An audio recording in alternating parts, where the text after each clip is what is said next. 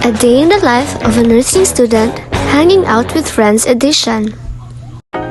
After sa among grand case presentation, all I did since yesterday kay mag-bed rot lang. So today, come with me to go hang out with my friends. So after my makeup, I did a mandatory fit check. Kay wala lang, ana lang jud ko inig magawas ko. Magpa-cute-cute lang gamay.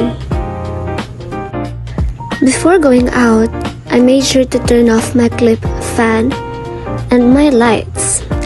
So these are non-negotiables for me. So need yun na ko i-turn off akong lights ug akong clip fan before ko mogawas. Kay it is the most simple way to help the earth conserve energy. Gabaklayan ako ana pagawas, and Ayla and Missy decided to hug me before going out. So these are the kids of my neighbor. They always want to stop me by for a tiny hug before going to school. They are just so thoughtful. Very cute ka mga bata. After that, I bid my goodbye and then told them to go inside while they wait for their mother kay suga, init kayo sa gawas.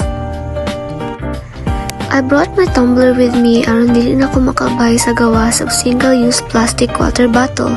This helps reduce plastic waste and protects our environment. Gabaklayan ako ana sa highway in hopes nga makakita kog sikad para magpahatod dito sa alihan Pakugon.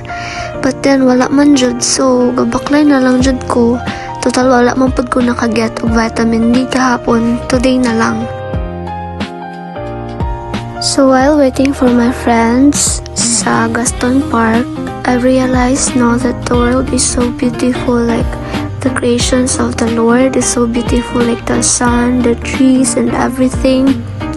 It made me realize, Jude, how important it is to do the little things to be able to help protect our planet. By this time, naabot na akong mga guy friends and we decided to walk sa katong sikat gani nga kan-anan, katong Ilocos Empanada nga sikat karon. Ito among plano nga adtuan karon. So come with us. Naabot na mi dito, and guys, look at the Ilocos Empanada. Halos same size siya sa kamot ni Ranch. Overall, okay raman siya. Pero mas lami jud tong empanada sa PH building gani sa second floor.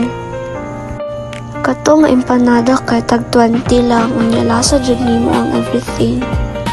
Yes, bias kay ko, pero mas lami jud to guys, legit. So much about empanada. So this time gabaklaya gihapon mi kay we decided nga gusto mi mag-try atong puto bumbong sa may Paseo Dapit. So let's go. We decided to walk na lang since tour man siya. Dili pa jud makakontribute sa carbon emission by riding a tricycle or a jeep. Okay, you know what guys? Fuel used in vehicles produces carbon dioxide that contributes to global warming. If we can't directly eradicate this problem, we can definitely help by reducing carbon emission through walking. A moment for these beautiful trees. Ako mga friends na sa kilid daw gitsadahan kay sila sa kahoy. By this time, nakapalit na mi og puto bumbong. And then, lami kay siya guys, bukayo siya og palaman. Awang reaction na rin. Cute kay siya. So that's it guys. Bye-bye. See you in my next vlog.